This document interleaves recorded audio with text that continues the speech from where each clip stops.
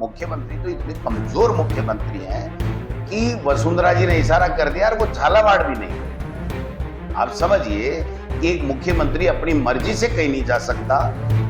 जिस मुख्यमंत्री को झालावाड़ तत्काल जाना चाहिए था, वो मुख्यमंत्री यहाँ एक ग्राम पंचायत में एक पौधा लगाने के लिए सीकर में आ रहे हैं। आज 1.5 साल बाद में इस सरकार के द्वारा केवल और केवल कांग्रेस के किए गए कामों की समीक्षा करना, अनर्गल बयानबाजी करना, और कल तो हद ही हो गई जब 6-7 मासूम बच्चों की मौत होने के बाद में उनका अंतिम संस्कार नहीं हुआ, उससे पहले ही वो फूल मालाएं, गुलाब, मैं समझता हूं कि मुख्यमंत्री जी ने भी निकाला है, लेकिन अब मुख्यमंत्री जी का ये कहना गाइडलाइन में मैंने रिलैक्सेशन दे दिया, लेकिन एमएलए लेट तो एमएलए की मर्जी पे है ना, उसकी अभिशंसा से होगा।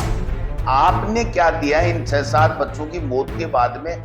आपने क्या मतलब सीख ली? झालावाड़ में जो बच्चों की मौत हुई है बहुत ही दुखद है, हृदय विदारक घटना है, नहीं होनी चाहिए। और मैं समझता हूं कि 70 साल बाद में, आज़ादी के 70 साल बाद में भी अगर इस तरीके से भवन गिरने से अगर बच्चों की मौत हो जाती है, जो मासूम बच्चे गरीब के बेटे सरकारी स्कूलों में पढ़ते हैं, तो हम सब के लिए चिंता का विषय है, चाहे सरकार कोई सी भी हो।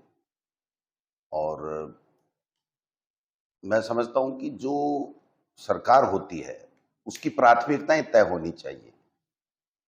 जब हमारी सरकार थी तो हमने प्रथम बजट में ही 400 करोड़ से रुपए ज्यादा ला करके स्कूलों का काम करने का काम किया था। और मनमोहन सिंह जी की जब सरकार थी तो राइट टू एजुकेशन जो कानून आया, उसके बाद से सरकारी स्कूलों की स्थितियों में सुधार आया और गरीब के बच्चों को भी पढ़ने के लिए अवसर मिले, टीचर्स भी मिले। लेकिन आज 1.5 साल बाद में इस सरकार के द्वारा केवल और केवल कांग्रेस के किए गए कामों की समीक्षा करना, अनर्गल बयानबाजी करना, किसी भी दिशा में इन स्कूलों का, विद्यालयों का, बच्चों का कैसे नामांकन बढ़े, विद्यालय कैसे अच्छे भवन बने, कैसे उनकी मरम्मत हो, कैसे अच्छी शिक्षा मिले, इसके ऊपर कोई फोकस नहीं रहा है। दुर्भाग्य है कि हमारे प्रदेश का जो शिक्षा मंत्री है वो केवल और केवल अनर्गल बयानबाजी करते हैं, शिक्षा के ऊपर उनका कोई फोकस नहीं है। और कल तो हद ही हो गई जब 6-7 मासूम बच्चों की मौत होने के बाद में उनका अंतिम संस्कार नहीं हुआ, उससे पहले ही वो फूल मालाएं, गुलाब, मैं समझता हूं कि मुख्यमंत्री जी ने भी निकाला है, लेकिन अब मुख्यमंत्री जी का ये कहना गाइडलाइन में मैंने रिलैक्सेशन दे दिया, लेकिन एमएलए लेट तो एमएलए की मर्जी पे है ना, उसकी अभिशंसा से होगा। आपने क्या दिया इन 6-7 बच्चों की मौत के बाद में? आपने क्या मतलब सीख ली कि आपने अपनी तरफ से कोई ऐसी घोषणा की हो कि इन विद्यालयों के लिए जितने भी जीर्ण शीर्ण अवस्था में हैं उनके लिए नए भवन, जब डबल इंजन की सरकार है तो आप ही का केंद्र है और आप ही की स्टेट है, तो उन चीजों के ऊपर आपका फोकस होना चाहिए, उसके ऊपर कोई घोषणा होनी चाहिए। कोई नहीं, लीपापोती। और मुख्यमंत्री तो इतने कमजोर मुख्यमंत्री हैं कि वसुंधरा जी ने इशारा कर दिया और वो झालावाड़ भी नहीं गए। आप समझिए कि एक मुख्यमंत्री अपनी मर्जी से कहीं नहीं जा सकता। जिस मुख्यमंत्री को झालावाड़ तत्काल जाना चाहिए था, वो मुख्यमंत्री यहां एक ग्राम पंचायत में एक पौधा लगाने के लिए सीकर में आ रहे हैं। स्वागत है उनका, लेकिन मैं पूछना चाहता हूं मुख्यमंत्री जी, सीकर का संभाग क्यों गया, नीम का थाना जिला क्यों गया? आज 100 दिन से भी ज्यादा, मैं समझता हूं 2 साल के लगभग हो गए, 1000 दिन के लगभग होने लग गए हैं। 365 के हिसाब से भी गुणा करो तो भी आप 500-600 दिन हो गए। हमारे वकील हड़ताल पे हैं आपके संभाग निरस्त करने के बाद में। उनसे आपने पिछली बार जब आए थे तो मिलने की बात की थी और आज तक आप मिले नहीं, आपका कोई बुलावा नहीं आया और आप मुख्यमंत्री आज आए हैं। मैं तो कहता हूं कि ये जो नानी में भीड़ के अंदर जो पानी भरता है, उसकी 350 करोड़ की जो डीपीआर बन रही है, उसको आप घोषणा करके जाओ, सीकर को तोहफा दे के जाओ। एक तो आपने मंत्री बना रखे हैं जो मास्टर प्लान को लेकर के अंदरगल बयानबाजी करते हैं, और किसानों में मास्टर प्लान में किसानों के साथ में नाइंसाफी हुई है। उनकी जमीनों को बेवजह दिखा दिया गया है, तो उसमें भी आप संशोधन करवाइए। जो किसान जो पीड़ित है उनकी जितनी 6,000 एप्लीकेशन आ जाए, इसका मायना ये हुआ कि इस सरकार ने 1.5 साल में कुछ भी नहीं किया और न इनका कोई करने का कोई विजन भी नहीं है।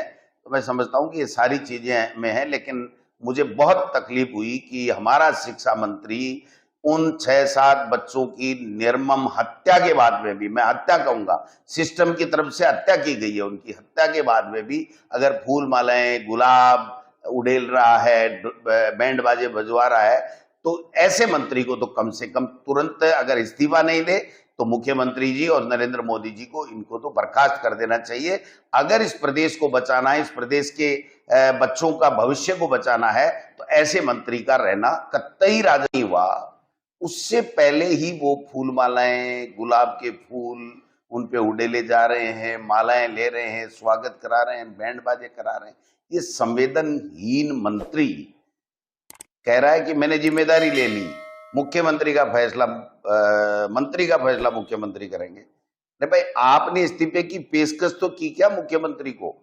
मुख्यमंत्री तो हमारा ऐसा आ गया कि खुद तो कोई निर्णय ले ही नहीं पाता। उनको तो पर्ची दिल्ली से आएगी कि ये करना है तो वो कर देंगे, नहीं करना है तो नहीं करेंगे। तो ये जो सिस्टम चल रहा है, कहने को डबल इंजन की सरकारें हैं, लेकिन न तो देश में चल रही केंद्र की सरकार का फोकस एजुकेशन पे, गरीब पे, बच्चों पे, बेरोजगारों पे, किसानों पे, दलितों पे, पिछड़ों पे कोई फोकस नहीं है। और इसी तरीके से यहाँ राजस्थान में भी ये जो चल रहा है, मैं समझता हूं कि बहुत ही दुर्भाग्यपूर्ण है। आज आप देखिए, मैंने मदन दिलावर जी का ट्वीट देखा था कि 169 करोड़ रुपए हमने मरम्मत के लिए, स्कूलों के लिए स्वीकृत कर दिए। मैं पूछना चाहता हूं मंत्री जी, इसमें से व्यय कितना हुआ?